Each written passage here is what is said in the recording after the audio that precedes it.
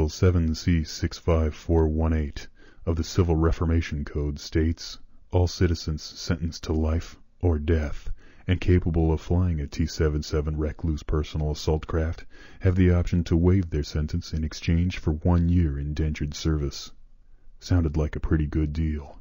They call them bang runs. Go in, take out everything that moves, and get out.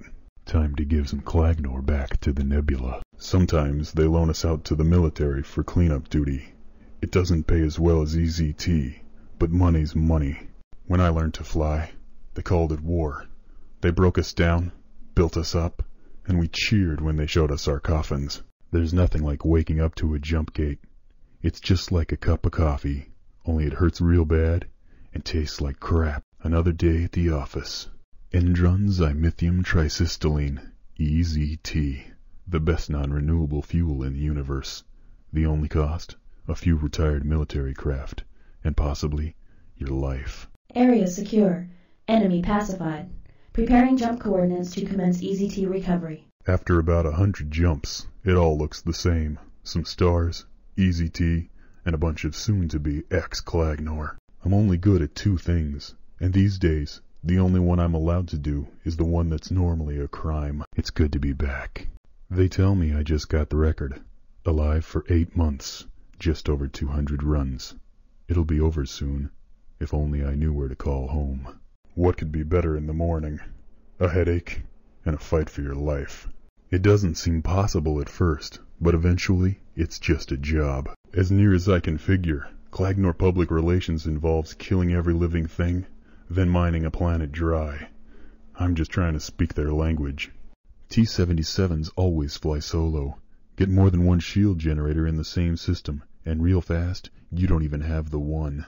The way I see it, the less people in my way, the better. My name's Raul Masterson. T-77s and Clagnor defense drones.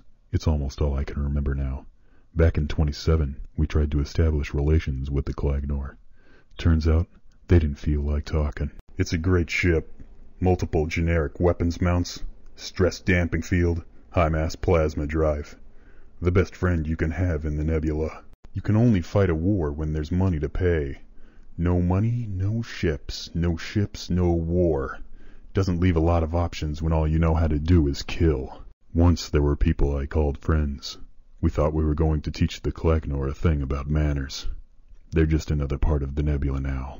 The reason jump gates are reserved for convict duty isn't the cost. It's the pain. Sort of feels like someone's helping you out of your skin with a pair of pliers. The ship's tight, I'm not dead, and it's more interesting than sitting in a cell. It's not all bad.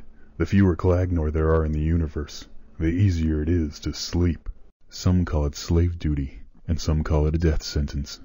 I try to think of it as a fast way to make a lot of money. I've burned about 20 T-77s, but as long as you're making money, they'll keep pulling you out. The locals want the EZT for themselves, and they're getting tougher all the time. But the boys at home tell me to sleep easy, 'cause we're working on a few tricks of our own.